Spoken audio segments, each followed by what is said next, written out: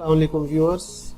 Reference management की next video के साथ मैं आपका होस्ट डॉक्टर शराज नसीर।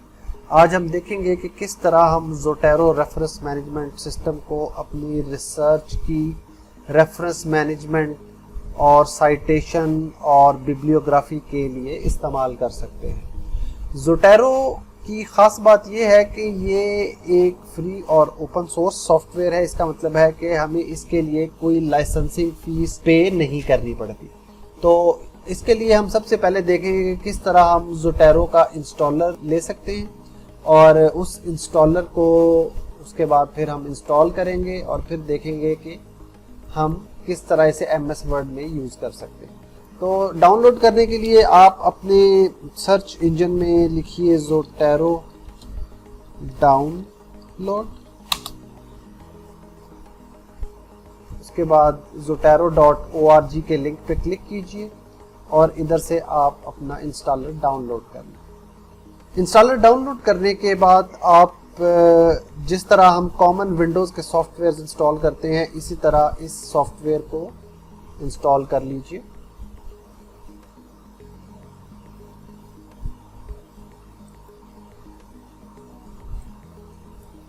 चूँकि मेरे पास ये ऑलरेडी इंस्टॉल है तो ये सिर्फ आपको डेमोन्स्ट्रेशन देने के लिए था, तो आप इसी तरह कंटिन्यू करेंगे तो ये प्रॉपरली इंस्टॉल हो जाएगा। इंस्टॉलेशन के बाद ज़ोटैरो को लॉन्च करने के लिए आपने रिसर्च पैनल में लिखिए ज़ोटैरो, तो आपको ज़ोटैरो ऐप मिल जाएगी। इसको हम ओपन करेंगे। ये ज़ोटैरो का इंटरफेस है। ज़ोटैरो में जो भी रिसर्च पेपर्स आप इंक्लूड करेंगे वो सारे के सारे आपकी लाइब्रेरी के अंदर होंगे। लेकिन लाइब्रेरी के अलावा ज़ोटैरो में ख़ास बात यह है कि आप इसमें अपनी सब कलेक्शंस भी बना सकते हैं। फॉर एग्ज़ाम्पल मैं आज की टॉपिक के लिए रिसर्च करना चाहता हूँ रीइंफोर्समेंट लर्निंग पे, और उसके लिए मुझे रीइंफोर्समेंट लर्निंग के कुछ पेपर्स ऐड करने हैं। तो इसका बड़ा आसान तरीका है, मैं ये माई लाइब्रेरी जो है इस पर क्लिक करूँगा, फाइल में जाऊँगा, एक नई कलेक्शन क्रिएट करूँगा जिसका नाम मैं रखूँगा रीइंफोर्समेंट लर्निंग। ओके जी, आप देख सकते हैं कि रीइंफोर्समेंट लर्निंग की कलेक्शन जो है वो अभी एम्प्टी है और अब हम इस कलेक्शन में रिसर्च पेपर ऐड करना चाहते हैं। ज़ोटैरो में पेपर्स इंपोर्ट करने के मल्टीपल तरीके हैं, जिनमें से कुछ इम्पोर्टेंट तरीके जो है वो मैं भी आपके सामने डेमोन्स्ट्रेट कर। सबसे पहले अगर आपके पास डिस्क पर कोई रिसर्च पेपर मौजूद है तो ज़ोटैरो ड्रैग एंड ड्रॉप को भी सपोर्ट करता है। फॉर एग्जांपल ये आपके पास ज़ोटैरो ओपन है। आप क्या करेंगे कि आप ये अपना पेपर ड्रैग करेंगे अपनी कलेक्शन में और ज़ोटैरो पे ड्रॉप कर दें। So this is the easiest way of importing your paper। अच्छा, अब ये पेपर जो है सिर्फ PDF है, तो इसको साइटेशन और मेटा डाटा या तो ज़ोटैरो खुद ही ले लेगा, लेकिन अगर खुद ना ले तो सिंपली आप राइट क्लिक कीजिए, इधर एक बटन है आएगा रिट्रीव मेटा डाटा, उससे इसका मेटा डाटा रिट्रीव कर लीजिए। So this is one way. For example आपके ज़हन में एक पेपर है और आप गूगल स्कॉलर से उसे सर्च करना चाहते हैं और उसके बाद उसे ज़ोटैरो में इंक्लूड करना चाहते हैं, तो ये भी बहुत आसान है। फॉर एग्जांपल हमारे पास एक ये पेपर है रीइंफोर्समेंट लर्निंग का, हम गूगल स्कॉलर से इसे सर्च करेंगे। गूगल स्कॉलर से सर्च करने के बाद हम साइटेशन पे जाएंगे, उसके बाद हम बिबटेक्स्ट पे जाएंगे,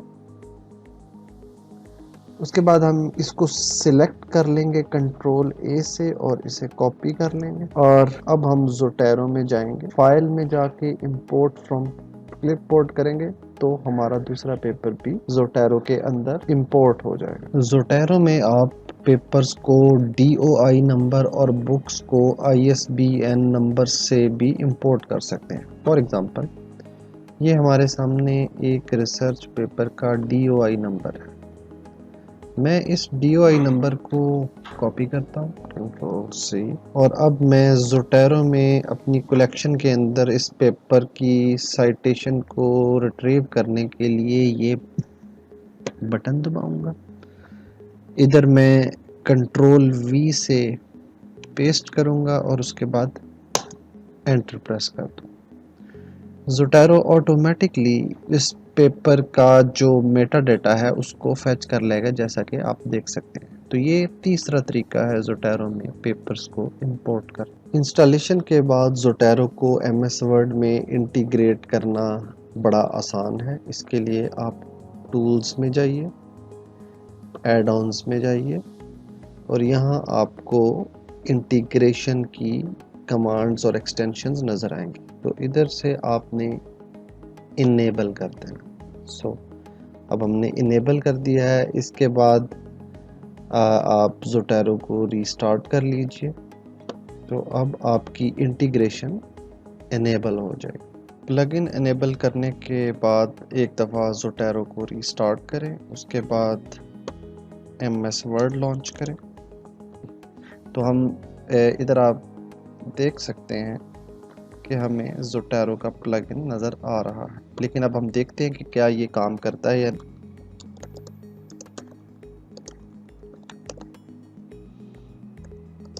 अब मैं इधर साइटेशन करना चाहता हूँ ज़ोटैरो से, सो मैं इधर क्लिक करूँगा, ऐड या एडिट साइटेशन करूँगा।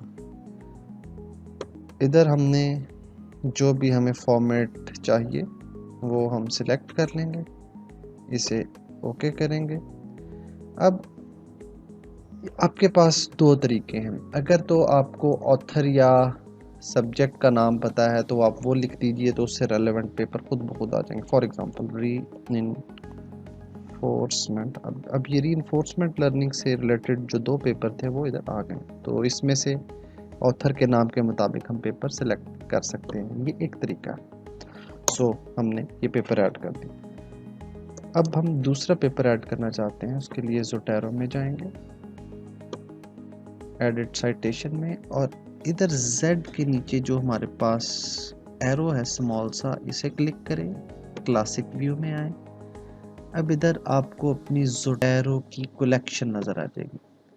हमें पता है कि हमने अपने तमाम रीइंफोर्समेंट लर्निंग के पेपर जो हैं वो रीइंफोर्समेंट लर्निंग सब कलेक्शन में रखे हैं, तो हम उसे क्लिक करेंगे और इसमें से अपनी मर्ज़ी का पेपर जो है वो चूज़ करके उसे क्लिक करें और ओके कर दें। ये ज़ोटैरो में पेपर ऐड करने का दूसरा तरीका है। अब जब भी आपने अपनी बिब्लियोग्राफी ऐड करनी है तो सिंपली आप ज़ोटैरो में जाएं, ऐड एडिट बिब्लियोग्राफी, तो आपके जितने भी रेफरेंसेस हैं वो ज़ोटैरो में ऐड हो जाएंगे। समटाइम्स ऐसा हो सकता है कि ज़ोटैरो आपको नज़र तो आए लेकिन इस जगह पे ज़ोटैरो जो है वो ठीक काम ना करे। इस सूरत हाल में आपने परेशान नहीं होना। इसको ट्रबल शूट करने के कुछ आसान से तरीके मैं आपके सामने पेश कर देता हूँ।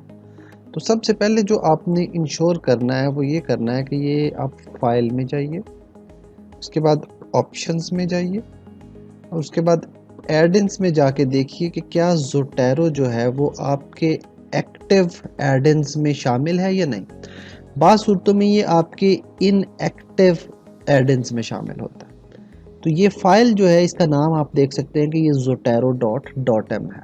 तो ये आपके एक्टिव प्लगइन्स में शामिल होनी चाहिए। अगर ये आपको इस जगह पे नज़र नहीं आ रही तो भी कोई मसला नहीं, आप इसको मैनुअली भी ऐड कर सकते हैं। मैनुअली ऐड करना बड़ा आसान है। आप इस जगह पे मैनेज एड ऑन्स में जाइए, टेम्पलेट्स को सिलेक्ट कीजिए, इस जगह पे क्लिक कीजिए। ये आपको zotero.m नज़र आ रही है, लेकिन अगर आपको ये नज़र ना आए तो ऐड करना बहुत आसान है। आप इस ऐड के बटन को प्रेस करेंगे, उसके बाद आपको आइडिया है कि जिस जगह पे आपने अपनी ज़ोटैरो की इंस्टॉलेशन रखी है, फॉर एग्जांपल मेरे पास वो प्रोग्राम फाइल्स में थी जो कि यूजुअली उसकी डिफ़ॉल्ट लोकेशन है, तो आप ज़ोटैरो की इंस्टॉलेशन डायरेक्टरी में जाइए, उसके बाद आप एक्सटेंशंस में जाइए, वर्ड के अंदर जाइए, इंस्टॉल में जाइए, तो इधर आपको ये zotero.m नज़र आ जाएगी जिसे आप ऐड कर सकते हैं। तो आप इसे ओके कर दें, लेकिन चूंकि मैंने पहले इसको इंस्टॉल किया हुआ है इसलिए मैं इसको सिलेक्ट नहीं करूंगा और इसे कैंसिल कर दूंगा। लेकिन आइडिया ये है कि आप मैनुअली भी ज़ोटैरो को इंस्टॉल कर सकते हैं। और जब आप इसको इनेबल कर देंगे तो उसके बाद आपने एक दफ़ा अपनी MS वर्ड की इंस्टॉलेशन को रीस्टार्ट कर देना है ताकि आपका प्लगइन जो है वो इनेबल हो जाए। इसमें दूसरी एक चीज़ जो ज़हन में रखने की ज़रूरत है वो ये है कि जब भी आप वर्ड के अंदर ज़ोटैरो को यूज़ करना चाहते हैं तो आपका ज़ोटैरो प्रोग्राम जो है वो उस वक़्त चल रहा होना चाहिए। यानी ऐसा नहीं होगा कि आपने इस प्रोग्राम को क्लोज़ कर दिया है और आप रेफरेंसिंग करना चाहते हैं तो फिर आपको एरर मिल जाएगा। मैं आपको वो एरर भी दिखाई देता हूँ। फॉर एग्ज़ाम्पल हम इसे क्लोज़ कर देते हैं और उसके बाद मैं अब इधर कोई रेफरेंसिंग करना चाहता हूँ।